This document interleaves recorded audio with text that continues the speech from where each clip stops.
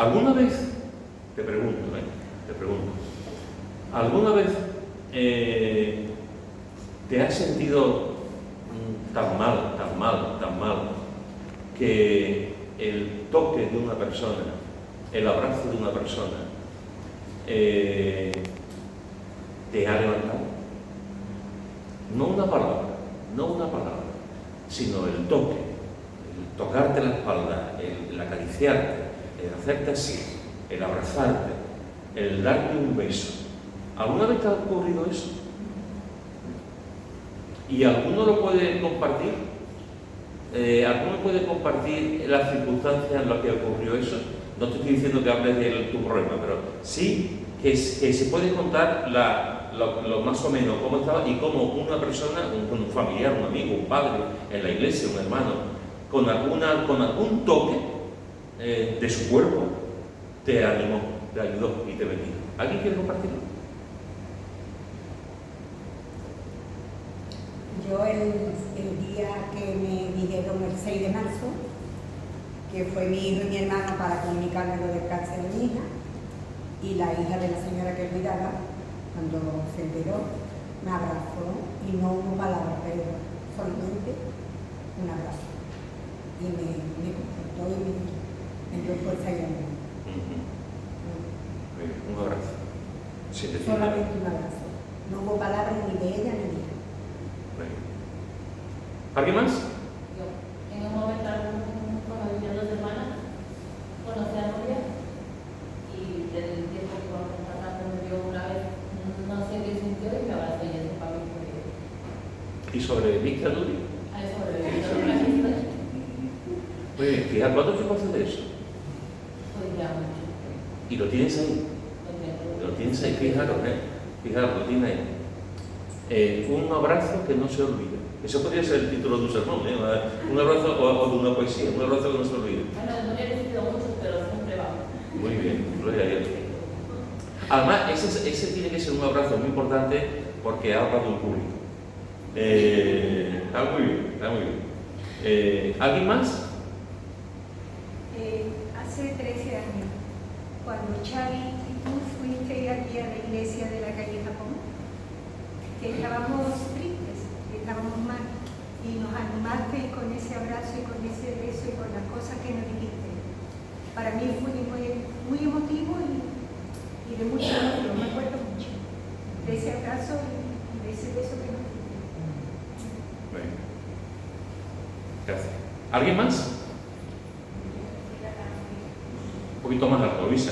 Yo quisiera también el día que murió Emiliano, cuando estábamos aquí, cuando compartiste la palabra, estábamos allí, no sé cómo se contó la balanza y eso, ahí en ese momento, ahora yo me hice un abrazo y ese abrazo, porque era un momento de dolor, de tanto dolor, de tanta pena. Un abrazo que me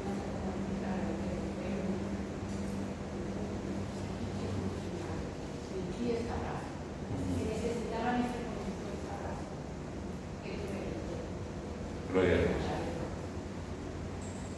Gracias. ¿Alguien más? Yo el abrazo de toda la iglesia, cuando la iglesia. ¿Cuán importante es un toque humano? ¿Sabéis? Los seres humanos no estamos hechos para vivir aislados. Los seres humanos no estamos hechos para que tú vivas aquí y yo viva allí.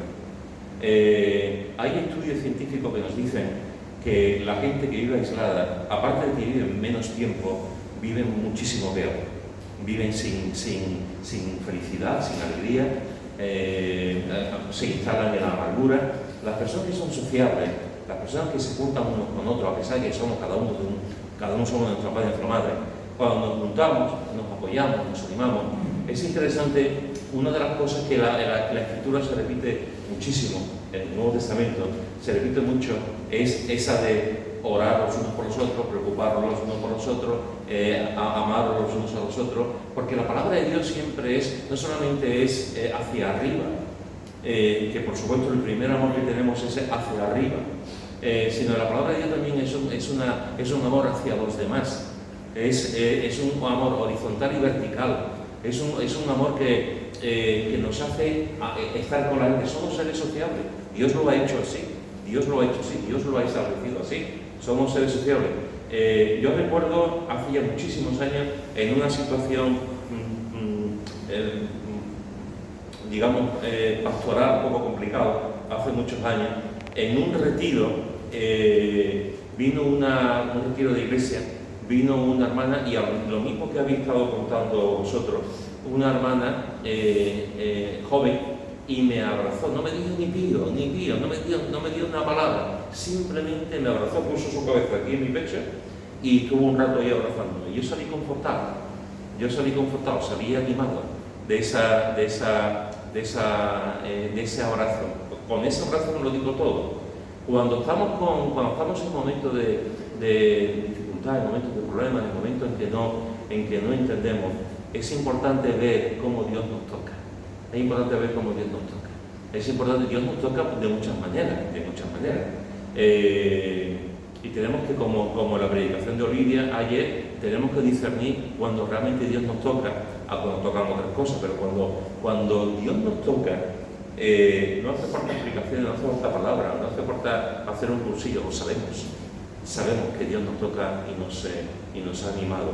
Jesús era un especialista en tocar. A mí me encanta porque Jesús no era el típico maestro que llega, pone los papeles, bueno, hoy día se pone el móvil o el ordenador, lo coloca y empieza a hablar, empieza a compartir, termina y se va. Jesús no era así. Jesús se acercaba a la gente, Jesús hablaba con la gente, Jesús se relacionaba con la gente, y a Jesús le gustaba, permitirme esta expresión, en los tiempos en los que vivimos, esta expresión fuera de contexto puede presentar varios problemas. Pero lo voy a decir porque es así. A Jesús le encantaba tocar a la gente. Mirad lo que dice Marcos, en el capítulo 1 de Marcos capítulo 1, dice los versículos 29 al 31, dice Marcos capítulo 1, versículo 29 al 31, dice: al salir de la sinagoga, vinieron a casa de Simón y Andrés con Jacobo y Juan. Y la suegra de Simón estaba acostada con fiebre, y enseguida le hablaron de ella. Entonces Jesús se acercó y la tomó de la mano y la levantó, e inmediatamente le dejó la fiebre y ella les servía. Fijaros que en ese texto tan pequeñito, que también aparece en Mateo y también aparece en Lucas, ese texto tan pequeñito nos dice algunas cosas muy importantes. Nos dice que Jesús iba a la sinagoga.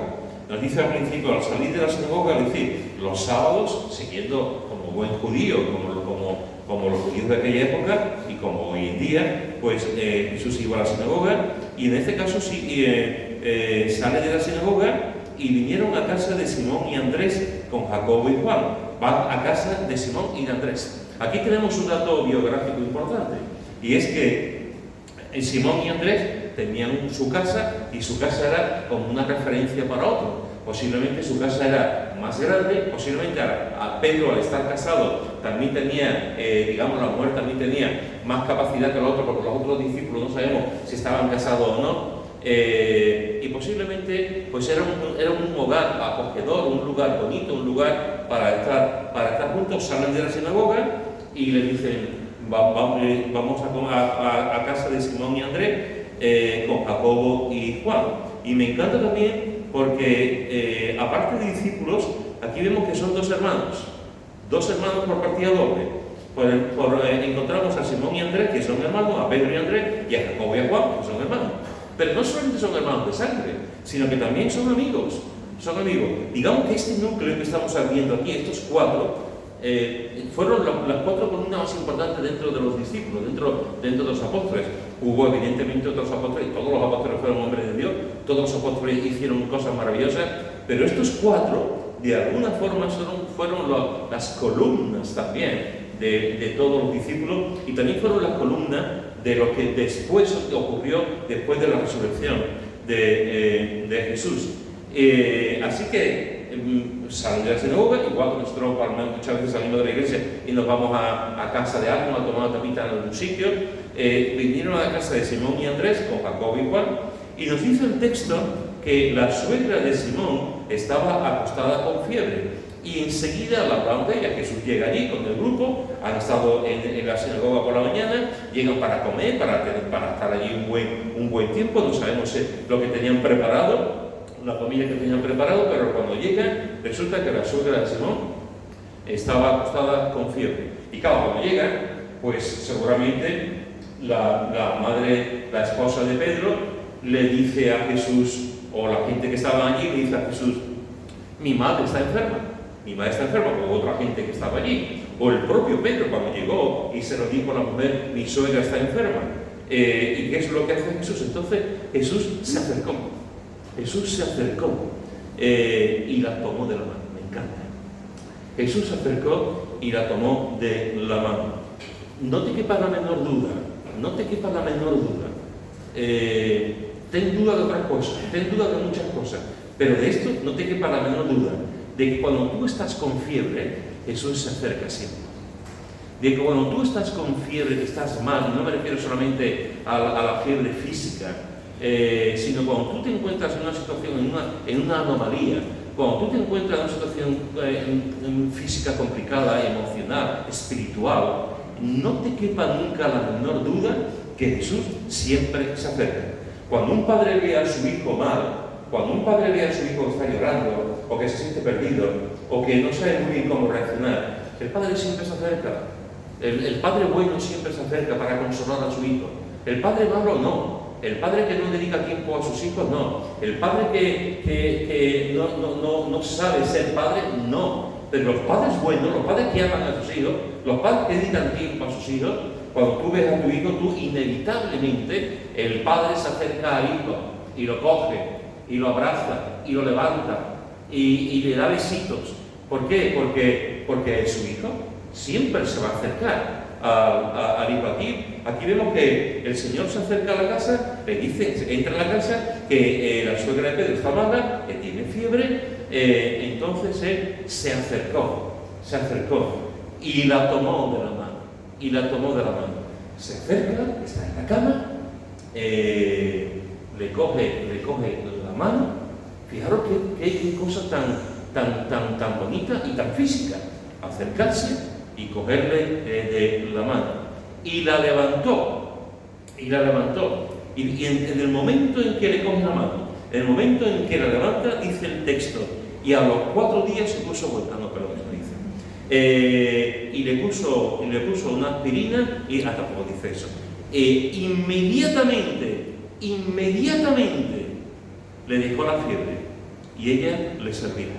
Inmediatamente le dejó la fiebre. Cuando se acerca a Jesús, cuando estamos en momentos, en situaciones, hermanos, difíciles, te lo vuelvo a repetir, no tengas ningún tipo de duda de que Jesús se te acerca siempre y te toma de la mano.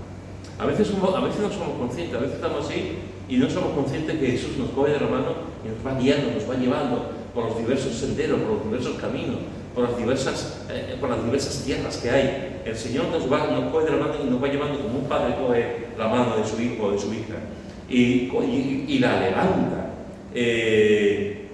No dice el texto que Jesús dijera nada. La tomó de la mano y la levantó. E inmediatamente le dejó la fiebre. Fijaros en el proceso de sanidad que encontramos aquí. Yo no sé si supongo que la mayoría de los que estamos aquí hemos pasado por momentos de fiebres altas. Yo recuerdo en un par de ocasiones que yo he perdido el conocimiento por la fiebre. Cuando te tiene una buena fiebre, la fiebre te deja noqueado. Hay una fiebre, parece que te ha pasado un camión por encima. Cuando viene una buena fiebre, el cuerpo te duele, la musculatura, los huesos, no tienes ganas de nada, no quieres estar en la cama o en el sofá, no tienes ningún tipo de fuerza. Cuando viene una fiebre alta, realmente te hunde. Y aquí Jesús se acerca, le toma la mano, lo levanta e inmediatamente le deja la fiebre. Pero no te quedes ahí. Fíjate lo que ella dice, lo que el texto dice. Y ella le servía. Es decir, esta mujer estaba hecha polvo. Esta mujer tenía fiebre. No sabemos si del día anterior, hace 2 días, desde cuándo estaba enferma. La fiebre era tan alta que se estaba inmovilizada, estaba en la cama sin poder moverse. tan alta que acuden a Jesús para decirle, acércate a ella, y Jesús se acerca. Yo estoy en la cama, a mí Jesús me viene, me sana, y a mí no se me ocurre levantarme de la cama. A mí no se me ocurre levantarme y decir, yo le diría a Jesús, muchas gracias por sanarme. Era el número uno, muchas gracias, te adoro. Y le daría las gracias, pero yo no me quedé en la cama, mi cuerpo está agotado, he estado malo, he estado que otros sirvan, que otros preparen la comida, que mi hija lo haga, ¿no? Y la gente que está allí. Pero yo, sin embargo, esa mujer, en el momento en que el Señor le toca, en el momento en que le coge la mano, se levanta, le deja la fiebre y ella le servía. Y ella le servía, me encanta. Y fijaos que no dice el texto, este sentido de servicio no es un sentido de servicio que a partir de ese momento ella se fue a otros países a predicar el evangelio, no es eso. No dice que se fuese ahora a las calles de por allí y le dijera a la gente, venid que Jesús está aquí y me ha sanado. No es eso. Lo que está hablando de servicio es que se levantó, se puso el delantal, sí que lo puso, se puso el delantal y empezó a hacer la comida, empezó a limpiar la casa, empezó a poner la mesa, empezó a cuidar a su huésped. Empezó a cuidar a su huésped, empezó a cuidar a su huésped y a la gente que tenían allí, a su yerno, a otro discípulo, a su hija, etcétera, etcétera, etcétera. Se puso a servir en la mesa, en la casa, cuando fue sanada de la fiebre. ¿Sabéis, hermano? A veces Dios nos libra, a veces Dios nos sana, a veces Dios pone su mano encima de nosotros, nos quita la fiebre o el dolor que tenemos, la situación que tenemos, y no somos capaces ni siquiera de darle la gracia. Esta mujer estaba sirviendo, pero es que a veces ni siquiera somos capaces de decir, Señor, me has sanado, a ti sea la gloria y la honra. Señor, me has curado, a ti sea la gloria y la honra. Señor, me has quitado este dolor de cabeza, a ti sea la gloria y la honra. Sino que ni siquiera somos agradecidos, cuanto menos serviciales. Esta mujer entendió que dentro de la situación que había vivido, para ella era un honor servir al Señor. Un honor servir al Señor. A veces pensamos que servir al Señor, hermano, es algo como muy espiritual, como muy grande, como muy de algún. Servir al Señor es predicar, servir al Señor es enseñar, servir al Señor es escribir un libro que lo lean 20 millones de personas. Servir al Señor es ir a los campos misioneros y levantar iglesias. Servir al Señor es como algo muy grande. La mayoría de los que estamos aquí servimos al Señor con cosas pequeñas. La mayoría de los que estamos aquí vamos a servir al Señor en nuestra vida con cosas pequeñas. Un servicio por aquí, una cosita por allá, una palabra por allí, una enseñanza por aquí, una visita a una persona, una oración por alguien, una ofrenda misionera, etcétera, etcétera, etcétera. La vida se compone de cosas muy pequeñas. La vida se compone de cosas diarias y pequeñas. Y en esas cosas diarias y pequeñas tenemos que aprender a servir al Señor. Hay gente que dice, yo quiero ser un Luis Palau. Muy bien, gloria a Dios. Yo quiero ser un Luis Palau. Pues que Dios te bendiga y que Dios te ayude a ser un Luis Palau. Yo quiero ser un Guillermo Carey. Muy bien, que Dios te ayude a ser un Guillermo Carey. Pero la mayoría de la gente van a estar sirviendo y trabajando, de gente creyente, van a estar sirviendo y trabajando al Señor con cosas pequeñas. De vez en cuando Dios pone su ojo en alguien y le dice, a ti te voy a llamar a una gran empresa. Pero es Dios quien llama, es Dios quien hace la obra, es Dios quien su propósito, que como pasó con Moisés, como pasó con Abraham, como pasó con Pablo, como pasó con tantos otros, Dios levanta a una serie de personas. Pero cuando Dios levanta a una serie de personas que van a cambiar de alguna forma el mundo con su mensaje, con su palabra, con su testimonio, hay millones de personas que sirven al Señor desde lo pequeño. Que sirven al Señor desde lo pequeño y con fidelidad y siendo conscientes realmente de la importancia que es servir al Señor desde lo pequeño. Y esta mujer estaba sirviendo en su casa, ¿sabéis? Quiero deciros una cosa, sobre todo a las mujeres. A las mujeres casadas, a las mujeres solteras también, pero eso llegará un poquito más tarde, nos queda todavía un poquito de tiempo. Pero las mujeres casadas a veces decimos, aunque ya en este tiempo no tanto, pero se dice, ¿tú qué haces? Y a veces la mujer casada, aunque ahora la mayoría de las mujeres trabajan, la mujer casada dice, yo estoy en mi casa y ¿tú no trabajas? No. ¿Tú no trabajas? Yo no sé lo que tú entiendes por trabajo, pero yo estoy en mi casa. Tú no haces nada, tú no tienes un trabajo, tú estás en casa y cuidas a tus niños y haces el huevo frito y las patatas y limpias y limpias los pañales de los niños. Sí, ese es mi trabajo. ¡Oh! Ese es tu trabajo. Pero si ya tenemos, ya las mujeres ya tienen otro trabajo, las mujeres están trabajando todas, las mujeres tenemos que trabajar para tener dinero, para si hace falta independizarnos del hombre. Ese es el mensaje de hoy día. Ese es el mensaje de hoy. Y cuando tú dices, estoy trabajando en mi casa, como que eres de otro mundo, como que eres del siglo pasado, como que eres de algo que es de otra dimensión. El mejor servicio, el mejor ministerio que hay, te lo digo con toda mi alma, con todo mi corazón, el mejor ministerio que hay es el ministerio de la madre. El mejor ministerio que hay es el ministerio de la esposa. El mejor ministerio que hay es la mujer consagrada al Señor que cuida de su familia. No lo olvides nunca. Que nadie te humille, que nadie te provoque, que nadie te diga, tú vives en los tiempos de María Castaña. No, yo vivo en estos tiempos, pero tengo las ideas claras. Que puedo trabajar en mi casa, que trabajo y puedo tener un trabajo secular. Pues gloria a Dios. Puedo tener un trabajo secular, puedo ayudar a la economía de mi casa, perfecto. Si en eso no hay ningún problema. Pero no te sientas menoscabada, ni te sientas menos que nadie, ni te sientas humillada, porque alguien te pueda decir, gracias Margarita, que alguien te pueda decir, es que eso ya no se lleva, tú tienes que trabajar. El trabajo de una madre, de una mujer de casa, el trabajo tú sabes lo que es, lo que aquí todos lo podéis decir, los maridos también, tú sabes lo que es cuidar a los niños todos los días, tú sabes lo que es levantarte por las noches cuando los hijos tienen fiebre, tú sabes lo que es llevarlos al médico, tú sabes lo que es alimentar a los niños y al principio cuando le pones en la cucharita y te llevas 4 horas para dar una cuchara porque tienes una ganas de reventar al niño, pero dices, no lo puedo reventar. Y te llevas 4 horas con paciencia para que coma. Tú sabes que le pones la ropa y miras para allá y cuando miras ya está manchado y tienes que coger y tienes que meter a la vez que se te acabó de limpiar. ¿Tú sabes lo que es aguantar al marido? Obviamente en un terreno. ¿Sabes lo que es aguantar al marido cuando viene cansado, viene hecho polvo y tú todo el día con los niños y viene el marido y en vez de ayudarte con los niños, con tus niños,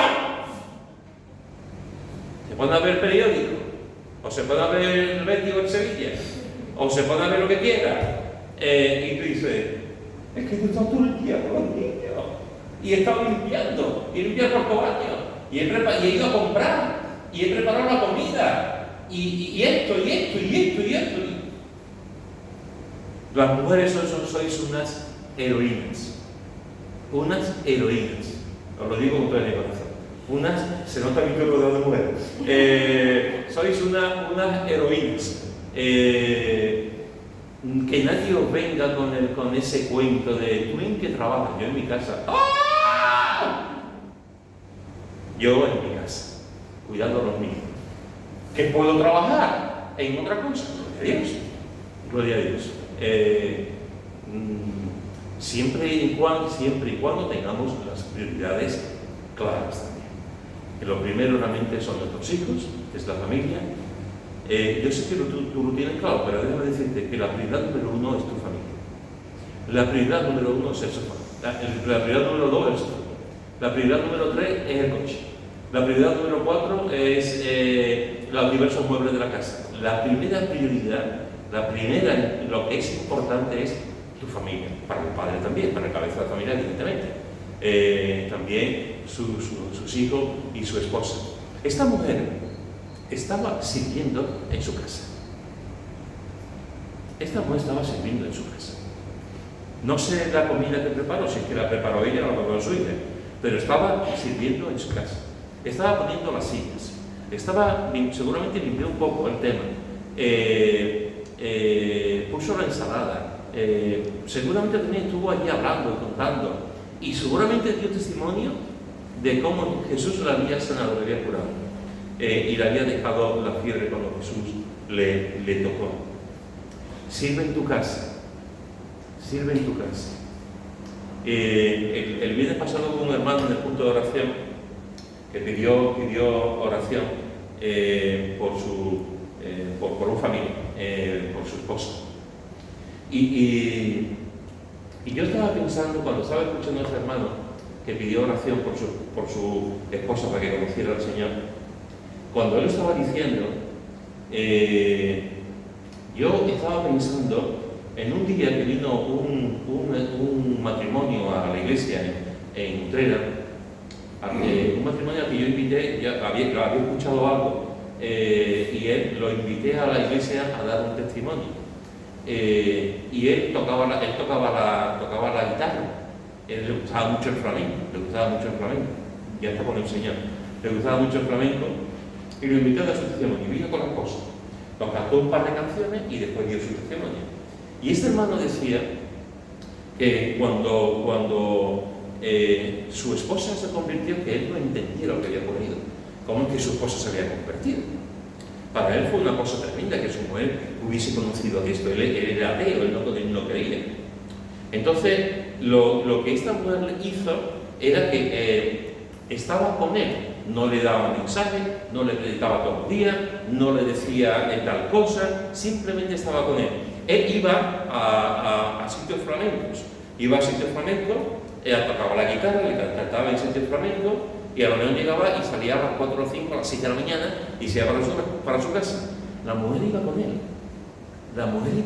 y se quedaba esa noche en la peña flamenca o donde estuviese, se quedaba con él, sentadita en un sitio, y él estaba toda la noche de torrero, tocando y tal, y la mujer llegaba a su casa y no le decía absolutamente nada, pero estaba con él, lo acompañó. La mujer siempre demostrando la amabilidad, los frutos del Espíritu Santo en su propia vida, sin dar una exhortación, sin dar un mensaje, simplemente con su manera. En el testimonio él decía que no acababa de entender cómo su esposa lo podía soportar de esa forma, porque además le daba artritis. Llegaba y ella no le decía, pero ¿cuándo vas allá de beber? ¿Pero cuándo? No, ya sabéis que un ambiente de noche, sea una discoteca o sea una peña flamenca, siempre es un ambiente de noche. Y estaba allí, y pasaba el tiempo. Él los domingos la llevaba a la iglesia, pero no entraba. La dejaba en la puerta, ella entraba, y cuando terminaba el culto, a las 2 horas más o menos, él regresaba y la recogía. Así se llevó un montón de años. La mujer nunca le puso mala cara, nunca le contestó mal, nunca, una santa mujer, una santa mujer. Y cuenta él que un día la iglesia hizo un campamento, un retiro en Tierras de Vida, en Málaga, en Antequera, y él tenía un coche de estos de coches de montaña, que sabéis que lo que conocéis más de Vida, pues tiene un terreno, y se fue con un coche, llevó a su mujer, se apuntó, pues dice, bueno, yo no voy a estar a las conferencias, yo no voy a estar a las reuniones, pero bueno, en las comidas puedo estar, acompaño a mi mujer, y mientras que mi mujer está en esas reuniones, pues yo cojo mi cochecito y me voy por aquí y subo por allí, y eso fue lo que hizo. Se llevó el coche de montaña, la mujer iba a las reuniones, él se quedaba para hacer la comida y la cena, y después la habitación que le había tocado para dormir. Pero resulta que el domingo, era un retiro de viernes a domingo. El domingo se puso algo que aquí en nuestra Sevilla estamos deseando controlar. Se puso a llorar, a llover. Y allí todo aquel domingo se puso a llover. Él vio cómo estaba el panorama, y cuando vi yo, por la lluvia que estaba cayendo. Y no tuvo otro remedio que quedarse allí porque estaba cayendo la de San Quintín. Se metió en el culto. Y ahora cuando sale el predicador, predicó. A partir de ese momento, él cuenta, yo estaba allí, estaba escuchando la predicación, yo me llevé durante muchos años que yo no quería visitar la iglesia, y yo no entraba, y yo estaba enfadado con mi mujer, porque estaba yendo a una iglesia evangélica, y ese día, allí mismo, escuchando a este hermano de la predicación, me convertí. Después de un montón de años. Y él, en ese testimonio que estaba dando, estaba diciendo, yo nunca le daré suficientemente la gracia a Dios por el testimonio de mi mujer. Mi mujer nunca me obligó, nunca de alguna forma me atosigó. Fue prudente conmigo, fue amorosa conmigo, y esta mujer estaba todo el tiempo orando, por supuesto, y demostraba su amor a su marido, como no puede ser de otra manera, hasta que conoció al Señor. Hermanos, cuando una esposa esto parece que en los tiempos que vivimos, yo parece que soy un retrógrado a decir esto, pero en los tiempos que vivimos, cuando tú tienes una esposa, una madre, una mujer bonita por dentro, cuando tú tienes a alguien que realmente te sirve, que te ama, no te quepa la menor duda, querida mujer, no te quepa la menor duda que estás haciendo algo maravilloso con tu marido, con tu padre, con tu hermano. Que estás haciendo algo maravilloso, porque Dios usará eso. Dios siempre usa el testimonio de las vidas, siempre. Y no hay, como dice testimonios, hay a montones de gente que se han convertido por la conducta de su esposa, y al revés, gente que se han convertido por la conducta de sus esposos, de cómo han cambiado. Así que fijaros, y todo en el ámbito de la familia, en el ámbito de la casa, del testimonio. Yo te animo a que en esta tarde, durante estos días, esta semana, y en el tiempo de tu vida, en toda tu vida, que cuando Jesús se acerca a ti, cuando tú estés en momentos de fiebre, cuando estés pasándolo mal, Jesús se va a acercar a ti para animarte. Jesús va a acercarse, te va a tocar la mano, te va a levantar, te va a sanar, y yo te animo a que tú le sirvas, a que tú le sirvas. No hay nada más hermoso en este mundo que servir al Señor. Lo más importante, lo mejor que hay, servir al Señor. Este es un toque, el toque de Jesús. Pero fijaos que en este mismo capítulo aparece otro toque. Versículos 40 al 42 de Marcos 1. Versículos 40 al 42 dice: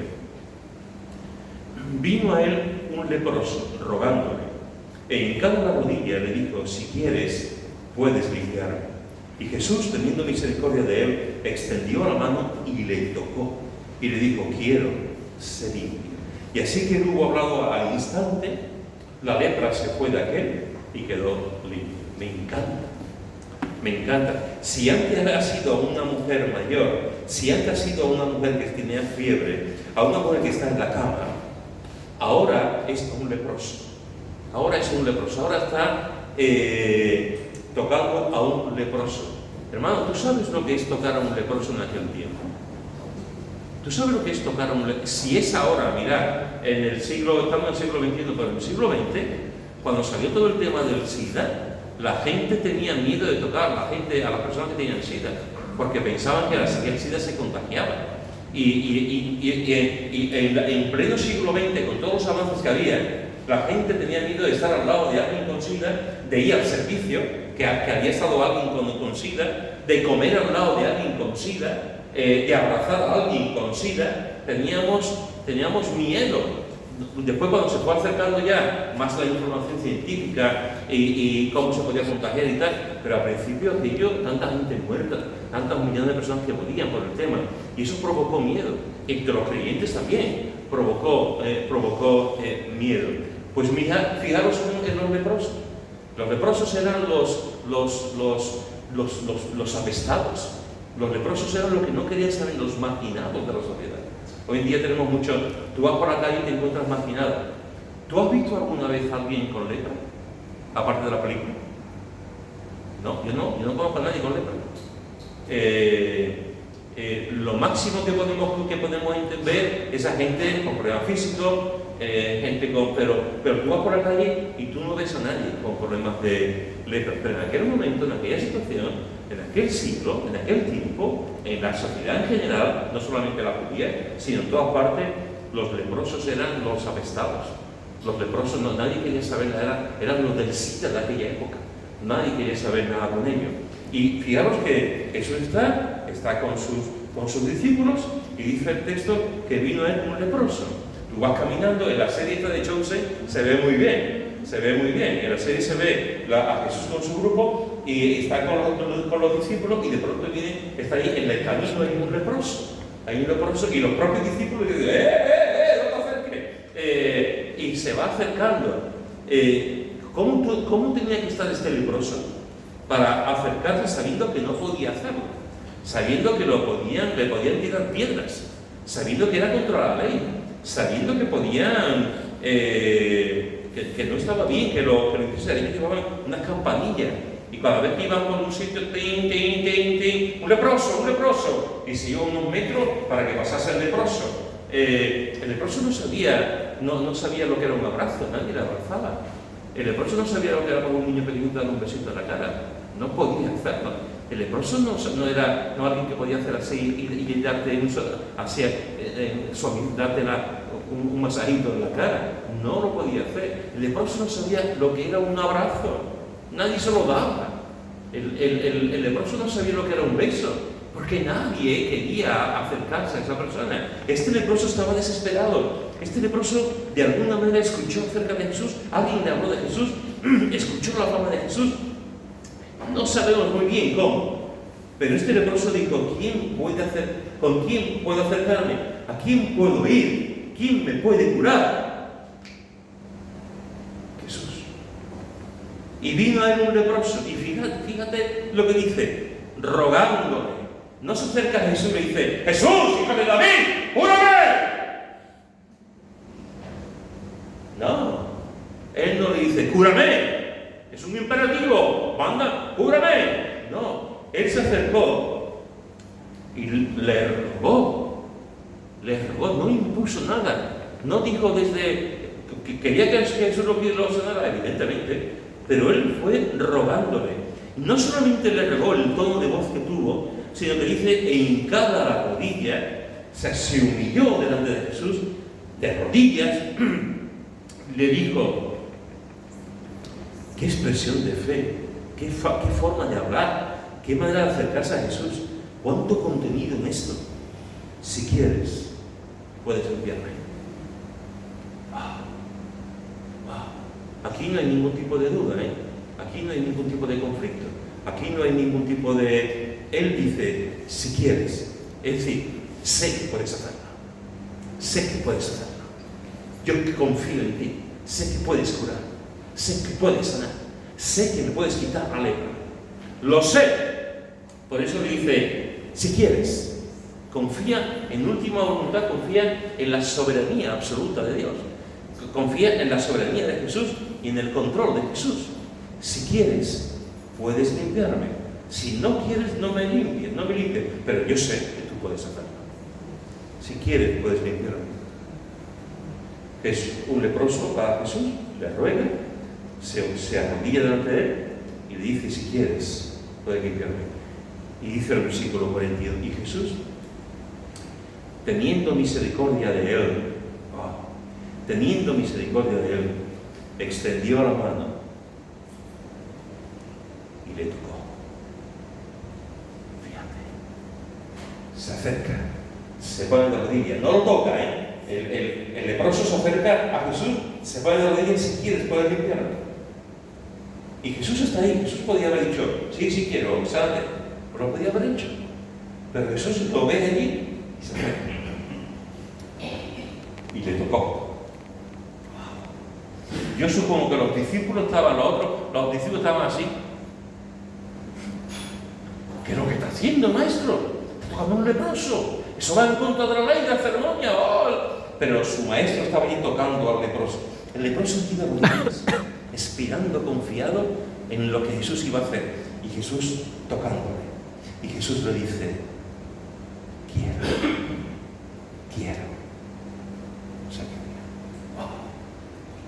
Es impresionante.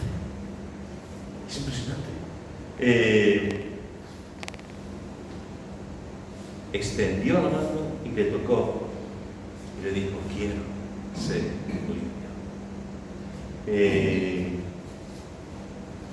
Cuando tengas una situación, cuando haya una lepra en tu vida, es decir, cuando haya un pecado en tu vida, un pecado de estos que te quitan el sueño, que te avergüenza delante de Dios, que te hace dudar de tu fe, que te hunde, un pecado que dice: Señor, ¿qué he hecho? Como David, ¿qué he hecho? Cuando hay una situación así, ve a Jesús ve a Jesús, hinca tu rodilla y dile: Señor, si quieres, puedes perdonarme. De hecho, Jesús no nos deja dudas. La palabra de Dios no nos deja dudas. Jesús siempre perdona cuando hay arrepentimiento. Cuando hay arrepentimiento. Cuando hay cuento chino no. Pero cuando hay arrepentimiento, el Señor Jesús siempre perdona. Y Jesús está ahí y ve a este leproso y extendió la mano, teniendo misericordia, extendió la mano y le tocó, le dijo: quiero ser limpio. ¿Sabéis una cosa? Yo no lo sé muy bien, pero para mis adentros, yo tengo la convicción, basado solamente en mi intuición, yo tengo la convicción de que este leproso, cuando pasaron los años, claro que se acordaba de su sanidad, por supuesto.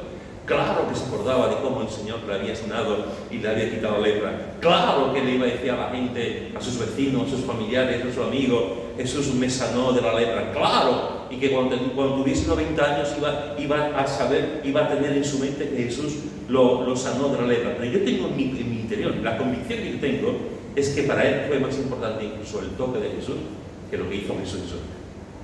Porque nadie le había tocado. No tuvo la dicha de que alguien con amor le abrazara, le tocara la cabeza, le diera un beso, le pusiera la mano.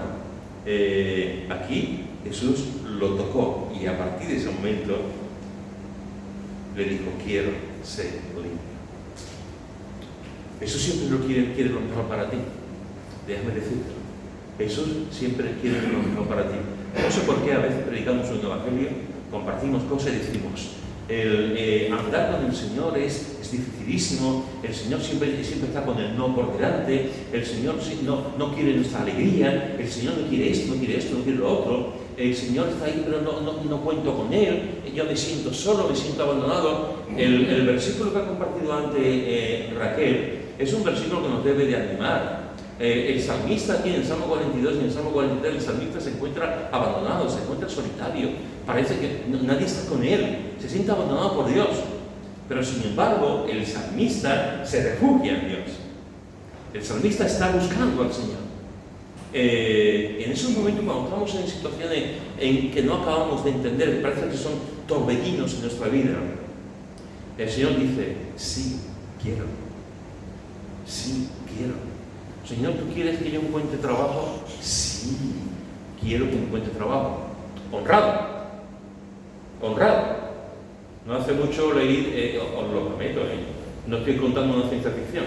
Hace mucho leí en un artículo de una mujer que había comenzado un ministerio, una mujer que aparentemente se había convertido y trabajaba en estos lugares de sitio que se ponen en una barra desnuda. ¿Cómo? Striptease, un trabajo striptease. Y estaba ese tipo de trabajo, bueno, pues esta mujer aparentemente se había convertido y seguía trabajando ahí. Seguía trabajando en esto, diciendo que ese era su ministerio, que así a partir de ahí podía compartir el evangelio con compañeras y dice: vale, pero te lo tienes que plantear, tú estás dando la gloria de Dios con esto. O sea, cuando tú estás buscando un trabajo, el Señor dice: quiero que tengas un trabajo, pero un trabajo honrado, un trabajo que a mí me dé la gloria, un trabajo que yo digo: Señor, ¿tú quieres que yo tenga una casita en la sierra? Claro que quiero. ¿Por qué quieres que tú tengas una casita en la sierra? Pues claro que quiero que tengas una casita en la sierra, que tú tengas tu piscinita y tu de esto, por supuesto que quiero que tengas. Ahora, no compres una casita en la sierra y vayas de los 52 fines de semana que hay, vayas 50 y solamente vengas 2 fines de semana a la iglesia. Ojo, claro que quiero lo mejor para ti. El Señor siempre quiere lo mejor para nosotros. Siempre quiere lo mejor para nosotros. Tenlo presente siempre. Tenlo presente en tu mente. Siempre. Quizás nosotros no queramos lo mejor para los demás. Quizás nosotros, con nuestra carnalidad, nuestras peleas, nuestras luchas, nuestras maneras de ser, no queramos lo mejor para los demás. Pero Jesús siempre quiere lo mejor para los demás. Quiero ser limpio. Y fíjate que dice: y así que él hubo hablado, al instante la lepra se fue de aquel y quedó limpio. Me encanta. Lo mismo que pasó con la suegra de Pedro. La tomó otra mano y la levantó e inmediatamente le dejó la fiebre. Y aquí dice, y así que él hubo hablado, al instante, inmediatamente, la lepra se fue de aquel y quedó limpio. Se fue. Cuando tú conociste a Cristo, cuando tú conociste a Jesús como tu Salvador y Señor, inmediatamente la lepra del pecado desapareció de tu vida, hermano. La lepra del pecado desapareció. Cuando yo, aquel día que yo creí en Jesucristo, aquel 12 de marzo del 1977, cuando yo creí en Jesucristo, inmediatamente cuando yo creí en Él, mis pecados desaparecieron. Mis pecados fueron borrados. Mis pecados fueron al mar. Dios no tuvo más en cuenta mis pecados porque la sangre de Cristo me limpió de todos mis pecados. Absolutamente de todos. Y eso es lo que hace la sangre preciosa de Cristo, que nos limpia del pecado. ¡Ya! La religión lo que hace es que nos limpia del pecado con cosas, con ideas, con religiosidad, con mandatos, con leyes. Pero Jesús nos quita el pecado en el momento en que nacemos de nuevo, en el momento en que creemos en Él. Cristo nos hace nacer de nuevo. Inmediatamente, tus pecados, cuando hemos creído en Cristo, han sido limpiados con la sangre de Jesús. Que no venga nadie, que no venga ninguno de estos espías cristianos que tenemos en las iglesias, de esta gente con mala uva que tenemos, que no venga el diablo y te diga, es que tú eras.